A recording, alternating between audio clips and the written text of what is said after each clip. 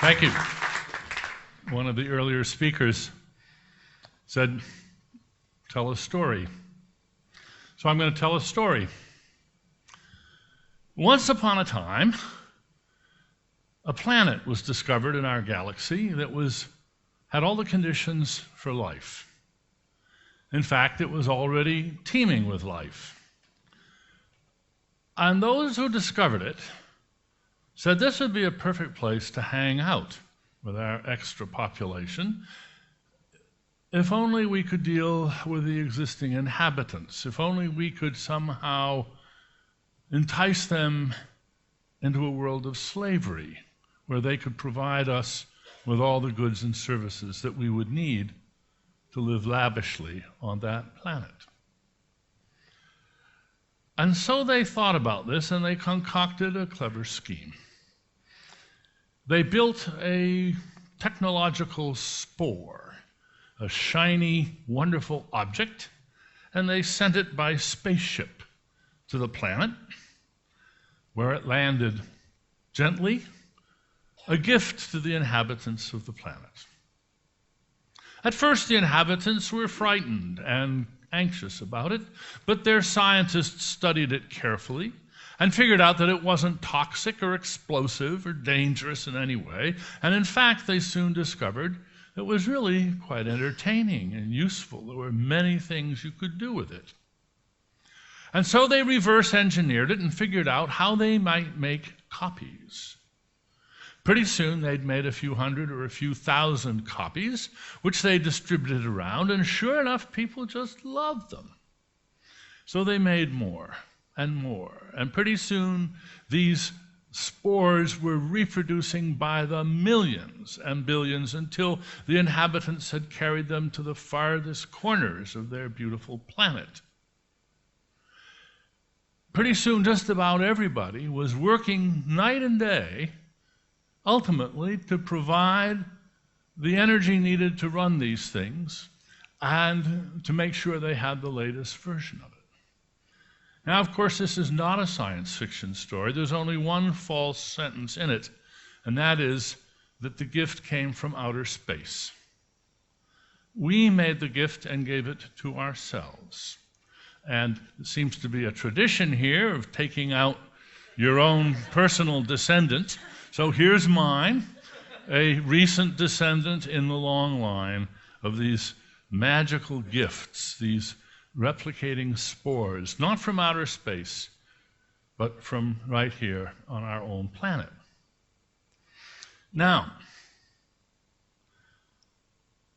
are we dependent on them? Are we, in effect, enslaved by them? Well, let's just stop and think. Whatever your job is, whatever company you run, do you have a plan for how to go on doing business if the internet goes down? I mean, crashes. How would you inform your customers? How would you get your supplies? How would you make plans with each other? How many of you have such a plan? Really? Wonderful. How foresighted of you. How many fire engines, fire stations, and police stations and hospitals have carefully worked out plans for how to go on doing the services that are so important if they were to lose the internet? How many newspapers and television networks and so forth have plans for how to deal with the calamity that would happen if the internet went down? Almost none, I think. Our lives now depend on this technology. To get the prescription drugs we need when we need them, to get the food we need, to get fuel to the petrol stations when we need to for our vehicles. And we haven't got any plans for how to deal with all of those needs if the method that we've now come to adopt were to become suddenly unavailable to us. That's one problem. Now, I'm a philosopher. Here's some bunch of philosophers. I didn't put my own picture up here. We're a funny-looking lot. And we agree about almost nothing. There is one thing that philosophers from pretty much Socrates on, I think, have agreed on, and it's this. Ought implies can. Ought implies can. Sort of a bumper sticker in ethics. What does it mean? Well, turn it around and you see the implication of that is that I can't implies I'm excused. It is not in my power. I'm sorry, I can't do it. Since I can't do it, I'm not obliged to do it. It is outside of my remit. It's just not within the powers that I have to do. Now, here's the problem. We've had an explosion of can-do. Ray Kurzweil is right. This is an absolutely unparalleled explosion in can-do. There are things that we can do now that we could never do before. You can, with a touch of a button, provide for meals for children in Africa, build schools all over Asia, and 1,000 other things you can do now that your ancestors could never do. We do live in a global village, and we can help people all over that village. Well, that's wonderful, isn't it? We have an explosion of can-do. Here's the trouble. This is my Ray Kurzweil-inspired graph, the explosion of can-do. Steep exponential curve. Here's the problem. With the explosion of can-do, there's a compensatory waning of excuses, which some of you will have noticed. And the waning of excuses leads to the waxing of guilt. Let me show you. Explosion of can-do on the left. We see that people really are doing a lot more than they ever did before, and a lot of good. So does rises happily. But what about that space in between the two curves? It's filling up with guilt. And no technology can remove it. Let me repeat that. No technology can diminish that. That is a job for philosophers. But we're not doing it. We haven't figured out how to do it. We have new obligations because we have new powers. Some of them are relatively trivial. I'll give you an example from my own life and professional life. Google Scholar, it's a wonderful thing. Marvelous. It now means that you can, touch of a few buttons, you can have found right there and scroll through them hundreds or thousands of articles that have already been published in scholarly journals that are relevant to the thing you're working on. It's called a literature search. I can find hundreds of potentially relevant papers in the literature that anticipate my work. You know what? I don't want to. I don't want to spend my days scrolling through other people's works on the off chance that I find just exactly something that really deserves a citation. So you know what? I don't. Nobody does. Almost nobody does. So what do? We continue our lives, our professional lives, with a little guilt. That's not a big deal. GPS, wonderful. Many people have pointed out that now that we have GPS, people are forgetting how to read maps. They're losing their natural sense of geography. Well, I'm a sailor, and I learned how to do navigation with a sextant when I was a kid. I've never really been able to use that to save my life. And now, of course, it's too late because I've got a GPS. Takes all of that out of my hands. But it's not just that I can use it, I'm really obliged to use it. You know, my insurance company on my boat, they don't want me going off across the ocean without a GPS. Actually, without 2 or 3, in case the first one breaks. So what we see is also the waning of adventure. It's just not possible to live as exciting a life on the sea as it used to be, because the GPS just takes you right there. Well, again, you might say that's quite trivial. Well, let's compare it to something which isn't trivial at all. Here are some life-saving adventurers. What a wonderful life's work to be a doctor. We've heard about this earlier today.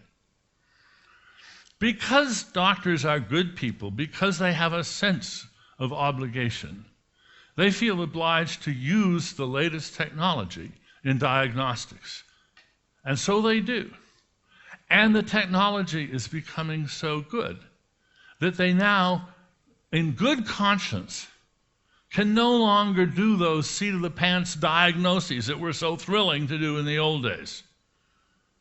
They have to check it against what the machine says, and if the machine says no, they dare not risk using their own better judgment against the machine. We're at a tipping point right now, but it's going to get worse. So what's going to happen to the profession of being a doctor in the future?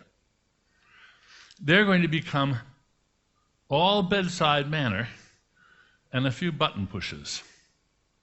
You say, well, that's still a pretty good life. Well, is it? They're going to become what we might call medical receptionists and doormen. Very classy to have a doorman out in front of your building. It's really not necessary. But they smile, they say hello. They've got a good sort of roadside manner, you know. And as Pam says, I don't think it's many girls' dream to be a receptionist. And this, I think, is a serious problem. What good jobs are going to be left? If as wonderful a job as being a doctor is threatened with the onset of technology, well, electricians, we're going to need lots of electricians. How about computer repair technicians? No. Because if Ray is right, you don't repair a computer, you just discard it and get a new one. It's so cheap and twice as fast and twice as powerful. So we won't have those. Plumbers, we're still going to need plumbers and farmers and lumberjacks. And, of course, philosophers. You know, nobody's ever figured out how to replace a philosopher with a machine yet. But I don't know if that's such a good thing, actually. And after all, how do you know that I didn't get my talk here today from some expert system program that I consulted in my hotel room last night? You just have to take my word for it. Well, you might think, well, how about the arts then? How about music? Musicians, as you know, the great studio orchestras that used to write the music composed for the soundtracks of films, those are pretty much a thing of the past. They can be put together, they're still musicians, but there's not as much work for them anymore because of all the synthesizers. Synthesizers have made it possible to create a rich orchestral score without hiring all those musicians. Well, at least, you think, there's the composers. The composers of the music, we haven't got them. Well, that's not really true. The composer David Cope, a few years back, wrote a program called EMI, Experiments in Musical Imagination, and he fed it the works of Bach, and it proceeded to write pretty good Bach 2-part and 3-part inventions. He fed it the music of Scott Joplin, and it wrote some pretty good rags. He fed it the music of Brahms, and it wrote some excellent Brahmsian music, and so forth. Then he began feeding its own music back into it after it had been influenced by Brahms and Wagner and so forth, and it began to write its own symphonies. How good are they? They're not bad. EMI has written over 1,000 symphonies, and at least one of them has been played by a major orchestra. Think about the role of potters. Potters used to be highly valued specialists in society. Not anymore. Now they make goods for boutiques. It's very nice to have a set of handmade dishes and so forth, but a potter no longer has the importance in the community. This is a luxury item on the side. Boutique heart surgery is just around the corner. You know, the rich and fanciful can say, "Do you like my triple bypass? It's all hand done. It's by my own special doctor." So I've given you two downers: the enslavement, the dependency, the loss of meaningful employment. It's time for an upper. And that's increased information transparency. That's wonderful. We've been hearing a lot about it. And it spells extinction for dictatorships. I think that's actually pretty clear. The Arab Spring has pretty well shown us that. It's also wreaking havoc with religions, a topic that I will be speaking about in Sydney on Sunday. But at the same time, this transparency is also wreaking havoc for security. Go to the web and type in, I can't remember the name, but just the German malware. It's just been discovered that the German government has some malware that it has developed which can go out and surreptitiously get on your laptop if you're on the internet, and not only download every keystroke you make and download your screens, but put files on your computer without any trace. So if you're an enemy of the government, you may wake up someday and find that your laptop is filled with child pornography. You'll discover this 5 minutes before the authorities arrive and arrest you, and you will not be able to prove that you didn't put it there. Privacy is something we're going to be giving up to. In other words, folks, welcome to the fast lane. And I just want to leave you with a parting thought. There's no exit strategy. Thank you very much.